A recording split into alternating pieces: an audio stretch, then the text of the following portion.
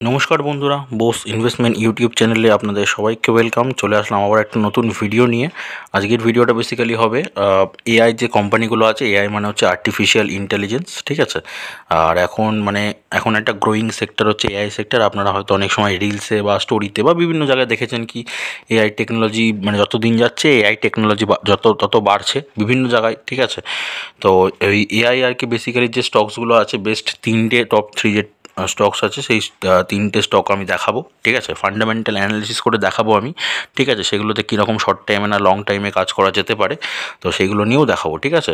এটা বেসিক্যালি এই ভিডিওটা দেখাবো। আর পরের ভিডিওটা আসছে আপনাদের মানে কমেন্টে আর কি কিছু আর কি আমি শেয়ার পেয়েছি, ঠিক আছে। সেগুলোর এন্ট্রি পয়েন্ট দেখাবো, ঠিক আছে। আর সেগুলো মানে আরেকটা শেয়ার আছে, সেটা সম্পর্কে ডিটেলসে অ্যানালিসিস বা আলোচনা করবো। একটু যদি একদম পুরো বেসিক টু অ্যাডভান্স লেভেল আলোচনা হবে, ঠিক আছে। তো যারা যারা নতুন আছেন চ্যানেলে, তারা চ্যানেলটাকে সাবস্ক্রাইব করে পাশে থাকা বেল আইকনটা প্রেস করে দেবেন। কেন কি বোস ইনভেস্টমেন্ট কিন্তু আপনাকে শেয়ার মার্কেট সম্পর্কে কোনো ইনফরমেশান খালি দেয় না, আপনাকে কিন্তু শেয়ার মার্কেট শেখায়ও, ঠিক আছে। তো শেখার জন্য চ্যানেলটাকে সাবস্ক্রাইব করবেন, না যারা অলরেডি করে রেখেছেন তাদেরকে অসংখ্য ধন্যবাদ, ঠিক আছে। তো চলুন শুরু করা যাক আজকের ভিডিও। তো প্রথম যে শেয়ারটা দেখাবো, প্রথম যে স্টকসটা আছে সেটা হচ্ছে হ্যাপিয়েস্ট মাইন্ড টেকনোলজিস লিমিটেড, ঠিক আছে। এআই সেক্টরের মধ্যে পড়ছে। প্রথম যে সেক্টরটা প্রথম যে আর কি স্টকটা দেখাচ্ছে সেটা। আর এখন শেয়ার প্রাইস আছে 817 টাকা। রিসেন্টলি কী হয়েছে, 0.49% একটা আপার সার্কিট মেরেছে। কোম্পানি মার্কেট ক্যাপ 12,442 কোটি টাকা কোম্পানি হচ্ছে মার্কেট ক্যাপ, ঠিক আছে। আচ্ছা, আরেকটা কথা বলে রাখি, আমি কিন্তু এই শেয়ারগুলোর মধ্যে টাটা, আপনি বলতে পারেন টাটা এলএক্সি হতে পারে, ঠিক আছে। এটা আপনি কেন বলছেন না, মানে বলবো না আমি বেসিক্যালি। তো দেখুন, আমি ওটাতে বলতেই পারতাম, ঠিক আছে, ওটা একদম পুরো ভালো কোম্পানি একদম, ঠিক আছে। কিন্তু মানে আমি দেখাবো মোটামুটি একটু কম রেঞ্জের কিছু আর কি এআই স্টক দেখাবো। ভালো স্টক, খুবই ফান্ডামেন্টাল, খুব সুন্দর, কিন্তু আপনাকে ফিউচারও রিটার্ন দিতে পারে। আর সেটাতে কীভাবে শর্ট টাইম নাকি লং টাইমে কাজ করা যাবে সেটাতেও আমি দেখাবো, ঠিক আছে। টাটা এলএক্সি খুব ভালো কোম্পানি, নো ডাউট। আপনার যদি ইনভেস্টমেন্ট বড় হয়, আপনার পুঁজি বড় হলে কিন্তু আপনি ওটাতে অনায়াসে আর কি ইনভেস্ট করতে পারেন, ঠিক আছে। কিন্তু যাদের একটু পুঁজি কম আছে, যারা বিগিনার্স লেভেলে আছে, তারা হচ্ছে এআই স্টকসগুলো বলতে যেগুলো মানে করতে পারেন ইনভেস্ট, সেইগুলো আমি কিন্তু দেখাচ্ছি অল্প টাকার মধ্যে, ঠিক আছে। তো এবার যদি আমি এটার ব্যবসা দেখি হ্যাপিয়েস্ট মাইন্ডের, তো 2020 সাল থেকে কোম্পানি বিক্রি দেখব, সেলস দেখব, ঠিক আছে। 698, 761, 1034, 1333, 1440 কোটি টাকা কোম্পানির বিক্রি হচ্ছে, ঠিক আছে। বছরের পর বছর তাহলে বিক্রি বাড়ছে কোম্পানি। এবার যদি আমি খরচ দেখি কোম্পানি, তাহলে হচ্ছে 599, 571, 788, 1012, 1138 কোটি টাকা, ঠিক আছে। আর যদি আমি তুলনা করি বিক্রির সাথে কোম্পানির খরচ, তাহলে কোম্পানি বিক্রিটা বেশি আছে, সেই তুলনায় কোম্পানি খরচটা কম করছে, ঠিক আছে।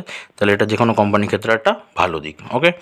এবার যদি আমি আপনাকে প্রফিটটা দেখাই, কোম্পানি কীরকম প্রফিট আসছে, তাহলে সেটা দেখুন 73, 162, 186, 216, 243 কোটি টাকা। তার মানে কী হচ্ছে, কোম্পানি প্রফিট কী হচ্ছে, কোম্পানি ক্রমশ প্রফিট বাড়ছে, তাহলে কিন্তু কোম্পানি বিজনেস বা ব্যবসা ভালোই চলছে, ঠিক আছে, দেখে নিলাম। এবার যদি আমি কোম্পানি ব্যালেন্স শিটটা চেক করি, কোম্পানি ব্যালেন্স শিট কী দেখাচ্ছে, কোম্পানি গচ্ছিত সম্পদ কী আছে এখন 1348 কোটি টাকা, আর যেটা বছরের পর বছর ক্রমশ বেড়েছে, ওকে। এবার যদি কোম্পানি আমি ধার বাকি দেখাই আপনাকে, বরোয়িংস দেখুন মাত্র 539 কোটি টাকা কোম্পানির কাছে ধার বাকি বা বরোয়িং আছে, মানে অনেকটা কম আছে, তো ভালোই দিক সেটা। এবার যদি আপনাকে আমি মোট সম্পত্তি বা টোটাল অ্যাসেট দেখাই, তাহলে সেটা আছে 2136 কোটি টাকা, ঠিক আছে। যেটা বছরের পর বছর ক্রমশ কী হয়েছে, বেড়েই গেছে, ঠিক আছে। তার মানে কি কোম্পানি অ্যাসেট বাড়ছে। তাহলে সব কিছু দেখে কি বোঝা গেল, কোম্পানিটা ফান্ডামেন্টাল দিক থেকে রাইট কোম্পানি, একদম ওকে কোম্পানি, ঠিক আছে, ভালো কোম্পানি। এইবার যদি আমি কোম্পানি শেয়ার হোল্ডিং প্যাটার্নটা দেখাই, ঠিক আছে, তাহলে দেখুন এখন প্রোমোটার্সরা কী করেছে, প্রোমোটার্সরা কিন্তু তাদের হোল্ডিংটাকে সেম রেখেছে। এফআইসরা কী করেছে, এফআইসরা তাদের হোল্ডিংটা একটু কিছু বিক্রি করেছে। ডিআইসরা কী করেছে, ডিআইসরা তারা কিন্তু ইনভেস্টমেন্ট বাড়িয়েছে, তারা কিন্তু ইনভেস্ট করেছে অল্প কিছু, ঠিক আছে। পাবলিক সেক্টর কী করেছে, পাবলিক সেক্টরও তারা ইনভেস্ট করেছে। আর আদার্স মানে মিউচুয়াল ফান্ড টান্ড যেগুলো আদার্সগুলো আছে সেগুলো কিছু অল্প সেল করেছে, ঠিক আছে। আপনাকে শেয়ার হোল্ডিং প্যাটার্নটা দেখিয়ে নিলাম। শেয়ার হোল্ডিং প্যাটার্নটা মানে শেয়ার হোল্ডিং প্যাটার্ন বলতে এখানে কীরকম কারা কীরকম ইনভেস্ট করেছে সেটা আর কি দেখানো হচ্ছে শেয়ার হোল্ডিং প্যাটার্ন থেকে, ঠিক আছে। এবার আমরা এক বছরের চার্ট প্যাটার্নটা যদি দেখে নিই, দেখুন শেয়ারটা কী করেছে, ওপর নিচ করতে করতে কিন্তু আস্তে আস্তে যাচ্ছে, ঠিক আছে। তার মানে এই শেয়ারটাতে আপনি রিভার্স ফর্মুলা অ্যাপ্লাই করলে কিন্তু শর্ট টাইমে প্রফিট করতে পারবেন, শর্ট টাইমে প্রফিট পসিবল, ঠিক আছে। কীভাবে দেখুন, দেখুন এইখানে একটা আপনাকে র্যালি দিয়েছিল, সুন্দর একটা প্রফিট দিয়েছে, ঠিক আছে। কিন্তু রিভার্স ফর্মুলা যদি অ্যাপ্লাই করতেন, দেখুন এখানে একটা প্রফিট আছে আপনার, এখানে একটা প্রফিট আছে, এইখানে ছোটো একটা প্রফিট আছে, এখন নিচের দিকে আছে মানে এখনও কিন্তু একটা প্রফিট নেওয়ার সুযোগ আছে, কিন্তু এখন রিসেন্টলি একটা আপার সার্কিট মেরেছে অলরেডি, ঠিক আছে। তো নজরে রাখতে পারেন, আপনি যদি মনে হয় যে বেস্ট এন্ট্রি পয়েন্ট এটাই, তাহলে এন্ট্রি নিতে পারেন, বাট আমার মতে একটু ওয়েট করে যাওয়াটাই ভালো। কেন কি এখন রিসেন্টলি একটা আপার সার্কিট মেরেছে, একটু নিচে নামতে দিন, একটু নিচে নামলে তারপরে গিয়ে কিন্তু শেয়ারটাতে আপনি ইনভেস্ট করতে পারেন, ঠিক আছে। আর যারা অলরেডি ইনভেস্ট করে গেছেন তারা এখন হোল্ড করে রাখুন, এখন খুব ভালো সুযোগ আছে, হোল্ড করে রাখুন। আর এই যে বললাম না রিভার্স ফর্মুলা অ্যাপ্লাই করলে, তো এটাতে কিন্তু বেসিক্যালি আপনি শর্ট টাইমে ভালো প্রফিট করতে পারবেন রিভার্স ফর্মুলা থেকে। আপনারা হয়তো সবাই জানেন যারা অলরেডি পুরনো ফলো করছেন, বাট যারা নতুন আছেন তারা দেখুন চ্যানেলে রিভার্স ফর্মুলা বলে একটা ফর্মুলা আছে, সেখান থেকে কিন্তু আপনারা যে কোনো শেয়ার, সেটা যদি আরসি হয় মানে রাইট কোম্পানি হয়, তাহলে কিন্তু আপনি শিওর প্রফিট করতে পারবেন, ঠিক আছে। এরকম একটা ফর্মুলা আছে, আমি ডেসক্রিপশানেও লিঙ্ক দিয়ে দেবো, বা আপনারা চ্যানেল থেকেও লিঙ্ক মানে দেখে নিতে পারেন ভিডিওটা, তাহলে কিন্তু বুঝতে পারবেন, ঠিক আছে। চলুন পরবর্তী শেয়ারটা আপনাদের দেখাচ্ছি আমি। নেক্সট কোম্পানি হচ্ছে বন্ধুরা অ্যাপেল ইন্ডিয়া লিমিটেড, ঠিক আছে।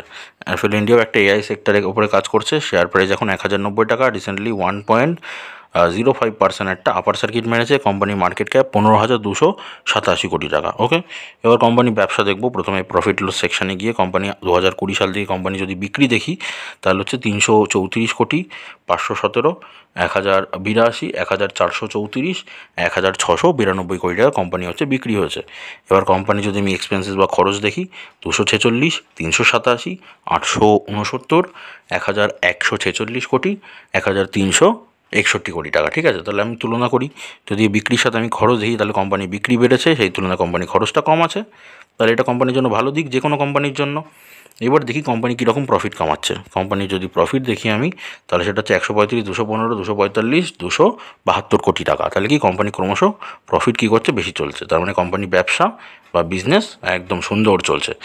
এবার যদি আমি কোম্পানির একটা ব্যালেন্স শিটটা দেখি, ব্যালেন্স শিটের মধ্যে প্রথমে আসছে রিজার্ভস যেটা আছে, ঠিক আছে। রিজার্ভসটা এখন আছে কোম্পানির কাছে 1567 কোটি টাকা, ঠিক আছে। আর ধার বাকি বরোয়িংস মাত্র 228 কোটি টাকা, তাহলে এটা ভালো দিক কোম্পানির জন্য।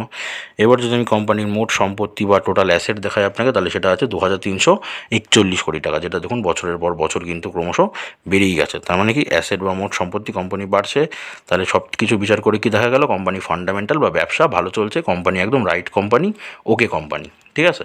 এবার যদি আপনাকে আমি শেয়ার হোল্ডিং প্যাটার্নটা দেখাই, তাহলে প্রোমোটার্সরা কী করেছে, প্রোমোটার্সরা দেখুন তাদের হোল্ডিংটা অল্প কিছু বিক্রি করেছে, ঠিক আছে। এফআইসরা কী করেছে, এফআইসরাও ইনভেস্ট করেছে, ঠিক আছে। ডিআইসরা কী করেছে, ডিআইসরাও কিন্তু ইনভেস্ট করেছে, ঠিক আছে। পাবলিক সেক্টর অল্প কিছু সেল করেছে, আর আদার্স যেগুলো আছে সেগুলো হচ্ছে ইনভেস্টমেন্ট বাড়িয়েছে, তারা ইনভেস্ট করেছে, ওকে, দেখে নিলেন। এবার আমি এক বছরে আপনাকে চার্ট প্যাটার্নটা দেখাই, দেখুন এটাতেও কিন্তু আপনি রিভার্স ফর্মুলা অ্যাপ্লাই করলে আপনি কিন্তু শর্ট টাইমে প্রফিট করতে পারবেন, ঠিক আছে। শর্ট টাইমে এই শেয়ারটা থেকে প্রফিট সম্ভব। লং টার্মে দেখুন, লং টার্ম যদি ধরে রাখেন, তাহলে এই সব শেয়ারগুলো আস্তে আস্তে উপর নিচ করতে করতে কিন্তু আলটিমেটলি ওপর দিকেই যাবে, ঠিক আছে। লং টার্ম বলতে মিনিমাম কমপক্ষে 7 বছর আপনাকে ধরে রাখতে হবে, ঠিক আছে। বাট আপনি যদি এই 7 বছর ধরে রাখতে পারেন তো ঠিক আছে, বাট আপনি যদি শর্ট টাইমে চান মোটামুটি 3-4 মাসের মধ্যে একটা প্রফিট কামাতে ছোটোখাটো, তো তখন কিন্তু এই শেয়ার মানে এই শেয়ারগুলো থেকে রিভার্স ফর্মুলা অ্যাপ্লাই করে কিন্তু আপনি শর্ট টাইমে প্রফিট করতে পারবেন, ঠিক আছে, দেখিয়ে দিলাম।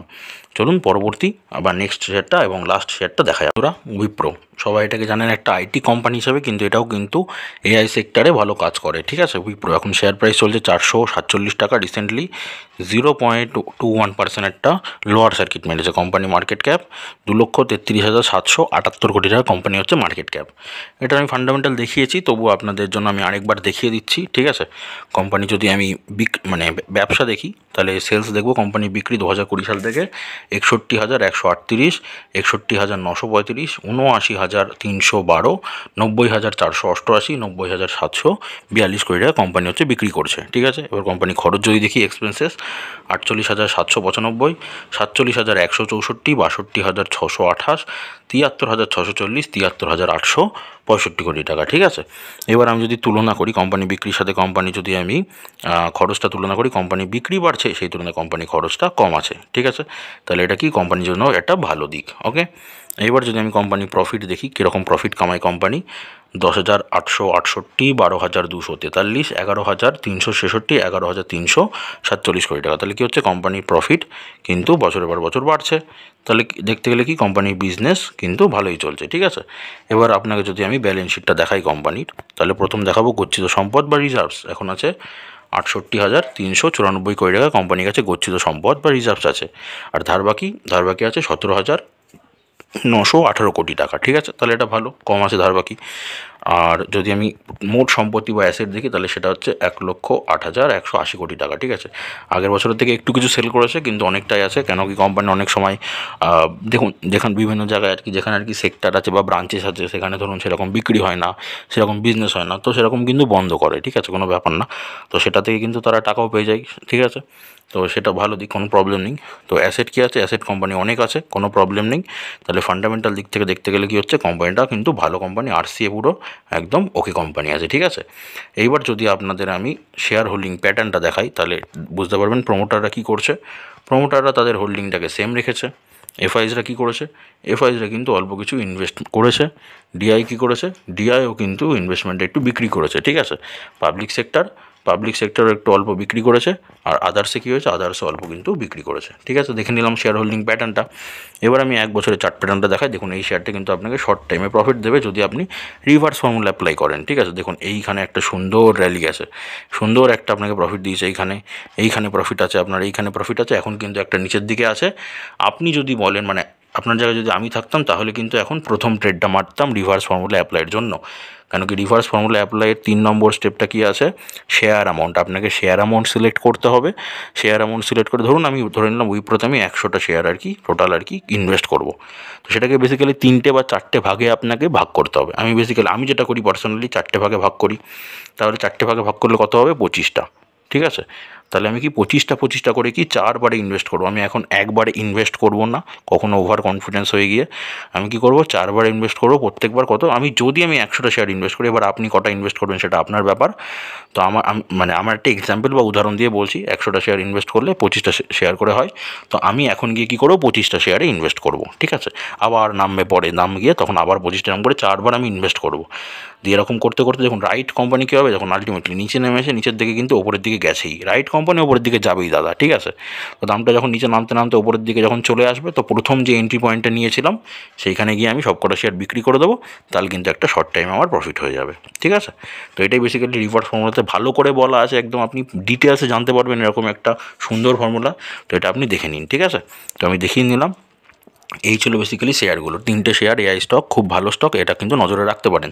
তো এই ছিল আজকের ভিডিও। চ্যানেলে নতুন হয়ে থাকলে চ্যানেলটাকে আবার সাবস্ক্রাইব করে পাশে থাকা বেল আইকনটা প্রেস করে দেবেন। আর আপনি যদি অলরেডি করে থাকেন তাহলে অসংখ্য ধন্যবাদ, ঠিক আছে। তো সুস্থ থাকুন, ভালো থাকুন, দেখা হচ্ছে আবার পরের ভিডিওতে।